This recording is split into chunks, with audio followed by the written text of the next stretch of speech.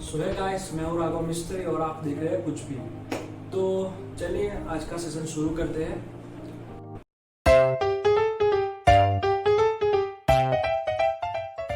तो आज का हमारा सेशन रहेगा महाभारत के बारे में कि कैसे महाभारत में किस किस भगवान ने अवतार लिए हैं, किस किस देवी देवताओं ने अवतार लिए हैं, या फिर किस किस देवी देवताओं का अंश उस महाभारत में अवतरित हुआ था। जैसे भी भगवान धरती पे आने वाले होते हैं ना, तो सभी देवी देवताओं की इच्छा होती है कि वो भी भगवान की लीला का पार्ट बने। तो आज का हम डिस्कस करने वाले हैं कि कौन से देवी देवता ने किस किस तरह महाभारत में अपना योगदान दिया है। तो चलिए शुरू करते हैं। पहले शुरू करते हैं ब्रह्मा जी। तो ब्रह्मा जी ने अपना योगदान ऐसे दिया कि उन्होंने जामवंत के रूप में आए थे। वो जो जामवंत थे उसको ब्रह्मा जी का मुख से निकले थे, ऐसा कहा जाता है। इसलिए ब्रह्मा जी ऐसा जामवंत आए थे। महादेव है, और महादेव और पवन देव दोनों का मिक्सचर या फिर दोनों का अंश मान लो, जैसे पवन पुत्र और महादेव का अंश, जिससे हनुमान जी ने भी महाभारत में पार्टिसिपेट किया था। आखिरी युद्ध में अर्जुन की ध्वजा पर विराजित हुए थे हनुमान जी। भीष्म पितामह का जो जन्म था वो 8 वसुओं में से एक का था। कि जैसे कि 8 वसु थे, उनकी एक स्टोरी है कि जब वो 8 वसु थे तो वशिष्ठ मुनि के वहाँ पे गए थे और वहाँ पे उन्होंने नंदिनी नाम की एक गाय देखी। तो वो गाय बहुत ही प्यारी थी, बहुत ही ऐसी थी कि एकदम दिव्य थी वो गाय। तो फिर ये ध्युव नाम का जो वसु था, उन्होंने अपनी पत्नी को बताया कि इस नंदिनी नाम की गाय बहुत ही सुंदर है, कुछ भी कर सकती है वो गाय। तो जो ध्युव की पत्नी थी, उन्होंने बताया अपनी सहेली को नंदिनी गाय के बारे में कि किस तरह से नंदिनी गाय दिखती है, या फिर क्या क्या कर सकती है, कैसी दिव्य है। तो ध्युव की पत्नी की सहेली है, उसने अपने ध्युव की पत्नी से कहा कि अगर तू मुझे पक्की सहेली मानती है तो फिर मुझे वो गाय लाके दे। तो ध्युव की पत्नी ने ध्युव से कहा कि मुझे वो गाय चाहिए, आप मेरे लिए इतना नहीं करोगे? तो ध्युव ने क्या किया कि उसने धीरे से वो गाय बिना उनकी परमिशन के ले ली। वशिष्ठ मुनि के आश्रम में गए और जो नंदिनी गाय थी उसको बिना परमिशन ले ली। तो फिर उसके बाद वशिष्ठ ऋषि जब आए तब उन्होंने ध्यान किया और उनको पता लगा कि उनकी गाय ऐसे चोरी कर ली है या फिर उनसे बिना पूछे ले ली है। तो फिर उन्होंने सभी वसु को श्राप दिया कि तुम्हें मृत्युलोक में जाना पड़ेगा। तो अभी 8 वसुओं में अंदर चर्चा हुई कि ऐसा तो क्या है कि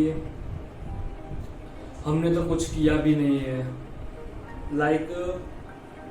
वो 7 वसु थे, उनको तो पता भी नहीं है कि ये ध्युव ऐसे चोरी करने जाएगा या फिर चोरी कर रहा है।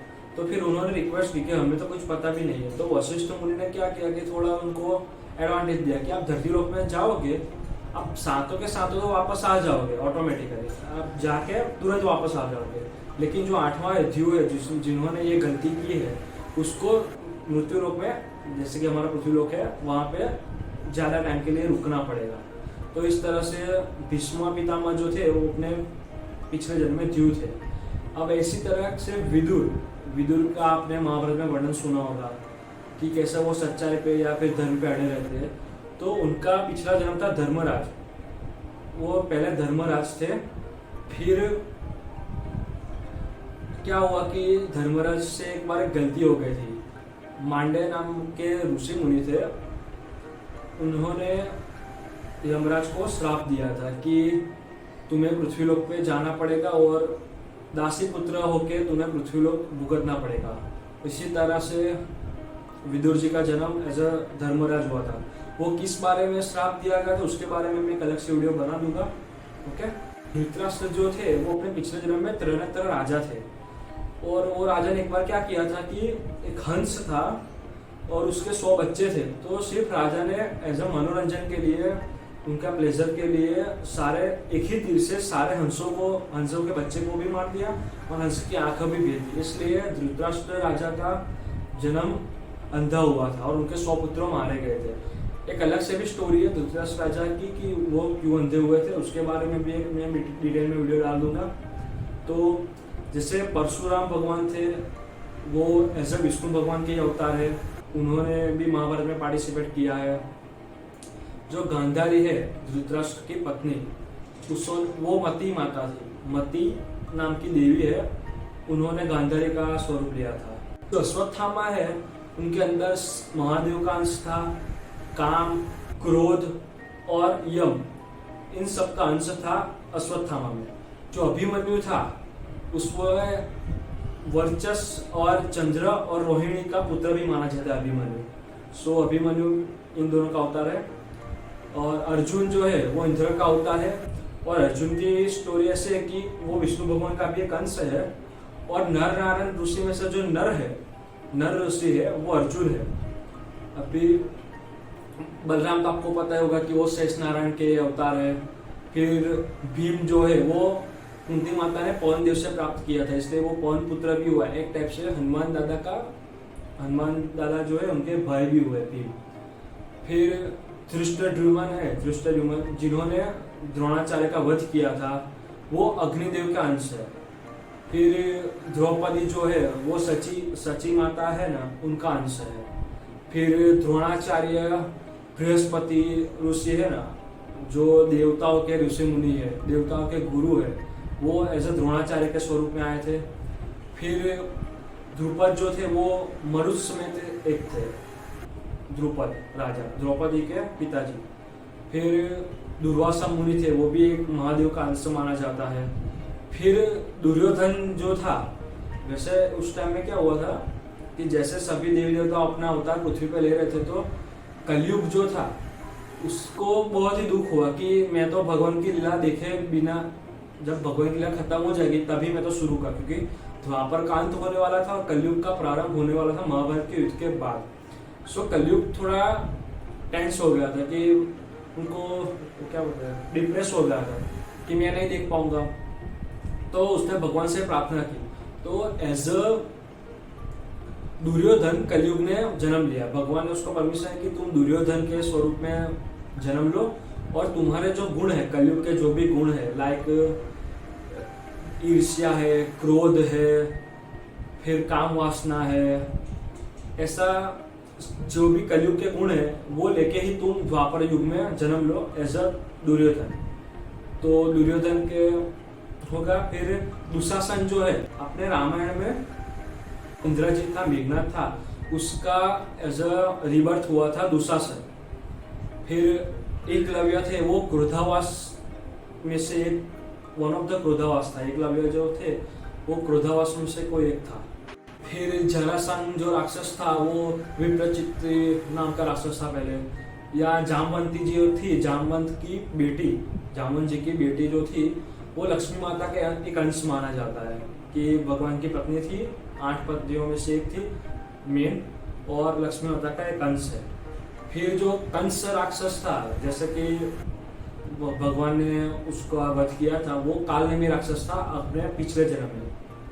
फिर कर्ण था, कर्ण के बारे में भी बहुत सारा हमारे दिमाग में मिसअंडरस्टैंडिंग है कि कर्ण ऐसा था, या फिर कर्ण बहुत ही अच्छा था। हाँ, वो अच्छा था, लेकिन उसकी भी एक रियल स्टोरी ऐसी है जो आप सबको पता ही नहीं है। मुझे भी थोड़ा दिन पहले ही पता चली है, जो जैसे मैंने सेशन स्टार्ट किए महाभारत के, उसके बाद ही मुझे थोड़ा कर्ण की रियलिटी पता चली है।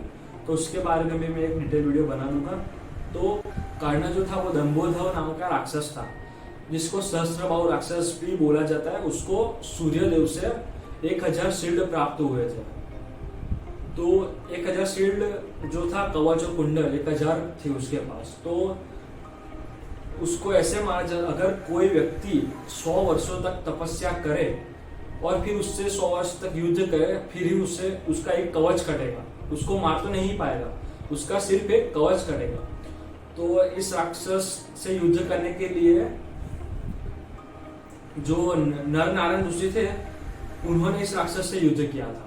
लाइक नर और नारायण में से एक 100 वर्ष के लिए तपस्या करता था और फिर एक 100 वर्ष के लिए युद्ध करता था। ऐसे ही पहले नर ने 100 वर्ष युद्ध किया और तब तक नारायण ने 100 वर्ष तपस्या की। फिर वो एक दूसरे इंटरचेंज हो जाती कि फिर नर 100 वर्ष के लिए तपस्या करेगा और नारायण ऋषि जो थे वो 100 वर्ष उसके साथ युद्ध करेंगे और उसका एक कवच काटेंगे। ऐसे ही 999 बार उस राक्षस को हरा नर नारायण ऋषि ने मिलके। लेकिन जब उसका एक कवच कुंडल रह गया तो फिर उसने सूर्यदेव के पास जाकर आश्रय लिया। और हम पहले के टाइम में और हमारे कल्चर में क्या है कि अगर कोई हमारे पास आता है हमारे आश्रय लेने, तो फिर हमें उसको आश्रय देना चाहिए, हमें उसकी रक्षा करनी चाहिए। तो फिर वो राक्षस सूर्यदेव के वहां पे रहा और जैसे कुंती माता ने आह्वान किया तब उस राक्षस को कुछ अच्छा करने के लिए या फिर उस राक्षस का अंत ही करने के लिए एक भगवान ने लीला रचाई कि ऐसा उसको कर्ण के स्वरूप में जन्म मिला। फिर जो कृपाचार्य जो थे वो एक ब्रह्मा का भी अंश माना जाता है, वो एक रुद्र का भी अंश माना जाता है, या फिर मरुष का भी अंश माना जाता है कृपाचार्य को। फिर जो कुंती माता थी वो सिद्धि माता का अंश माना जाता है, और जो माद्री थी वो धृति माता का अंश माना जाता है। जो नकुल थे वो अश्विनी कुमार का बेटा है, अश्विनी कुमार का अंश माना जाता है। फिर प्रद्युमन जो थे वो कामदेव का अंश माना जाता है। फिर रुक्मी जो थे वो क्रोधावास, जैसे एकलव्य क्रोधावास में से एक था, ऐसे रुक्मी जो है वो भी क्रोधावास में से एक माना जाता है। फिर रुक्मणी माता जो है वो श्रीदेवी है, लक्ष्मी माता का सर्वोच्च रूप वो रुक्मणी माता थी, और भगवान के साथ द्वारका में आपने सुना ही होगा उसका। ओके, सो सहदेव था वो भी नकुल का भाई और अश्विनी कुमार का ही बेटा था। फिर सत्यभामा माता थी वो भूदेवी लक्ष्मी माता का ही स्वरूप है, और वो भी सत्यभामा माता के अंश में आई थी भगवान के साथ लीला करने के लिए। फिर शकुनी मामा जो थे वो द्वापर युग के स्वरूप में आए थे कि किस तरह से द्वापर युग का अंत होगा। ओके, सो उसके शकुनी मामा के बारे में भी एक डिटेल वीडियो बताऊंगा कि उनको भी स्वर्ग प्राप्ति कैसे हुई थी। ओके, तो शांतनु जो थे, शांतनु राजा जो थे वो महाभीष थे अपने पिछले जन्म में। जो शिखंडी थी वो अम्बा का पुनर्जन्म है। अम्बा की स्टोरी भी महाभारत में आती है कि कैसे उसको महादेव से वरदान मिला था कि वो अपने अगले जन्म में भीष्म पितामह का मृत्यु का कारण बनेंगे। फिर जो शिशुपाल था वो जय विजय में से एक जय था। जय विजय भगवान के द्वारपाल है और उनमें से एक था शिशुपाल। फिर सुभद्रा माता थी वो योग माया थी। फिर विराट युद्ध, आपने विराट युद्ध सुना होगा, तो विराट युद्ध जो राजा था विराट राजा वो भी एक मनुष्य में से वो भी एक थे। फिर व्यास ऋषि जो थे वेद व्यास ऋषि, उनके बारे में भी अगर मैं महाभारत पे डिटेल वीडियो बनाऊंगा तो उनके बारे में भी डिटेल से चर्चा करेंगे। तो वो भी एक विष्णु भगवान के अवतार है। जो यशोदा मैया है वो कैकेयी, जो रामायण में कैकेयी माता थी, उनका पुनर्जन्म है। फिर वसुदेव राजा है, वसुदेव भगवान के जो पिताजी है वो कश्यप ऋषि थे। फिर देवकी माता थी वो अदिति थी। फिर नंद राजा जो थे वो दशरथ थे, जैसे रामायण में राम भगवान के पिता दशरथ थे, ऐसे दशरथ के स्वरूप में उनका रिबर्थ हुआ नंद राजा के स्वरूप में। फिर जितनी भी 16,000 पत्नियां थी भगवान की, वो सारी अलग अलग अप्सराएं थी। जो अप्सराओं को भगवान के साथ लीला में पार्टिसिपेट करना था, जो भगवान के साथ लीला करना चाहती थी, वो सब अप्सराएं थी। फिर कृष्ण भगवान स्वयं विष्णु भगवान के अवतार है। फिर युधिष्ठिर वो धर्मराजा का एक अंश है, जैसे कि कुंती माता ने उनको यमराज के पास से एज अपना पुत्र पाया था। और जो भी गोपियाँ थी वो गोपियाँ असल में अलग अलग ऋषि मुनियों थे जिनको भगवान के साथ नृत्य करना या फिर भगवान की भक्ति में खोना था।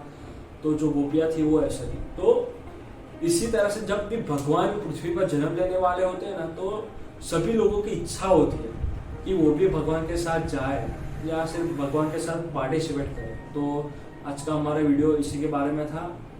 सो अगर आप चाहते हैं कि मैं महाभारत शुरू से अंत तक एक डिटेल वीडियो बनाऊं तो आप प्लीज़ कमेंट में बताइए मुझे। तो मेरे से हो सकता है मैं इतना कंटेंट आपके लिए लाऊंगा, और ये भी जो भी मैं कंटेंट लाता हूँ वो या तो फिर मैं कहीं से पढ़ा होता है जो ट्रू है, या फिर मैंने कहीं से इस्कॉन के जो ऋषि है, एक साधु है, उनका नाम एच.जी. अमोघलीला प्रभु है, वो बहुत ही अच्छे से महाभारत का वर्णन करते हैं। मैं भी उन्हीं से सुनता हूँ, उन्हीं से सीखता हूँ। तो वो जो नॉलेज देते हैं मैं वही आपके साथ शेयर करता हूँ। तो आपको अगर मेरे से भी अच्छा कुछ चाहिए तो आप एच.जी. अमोघलीला प्रभु माहेश्वर नाम की चैनल है, तो आप वहाँ से भी देख सकते हैं। Okay, thank you. आज का वीडियो यहाँ तक है। Thank you.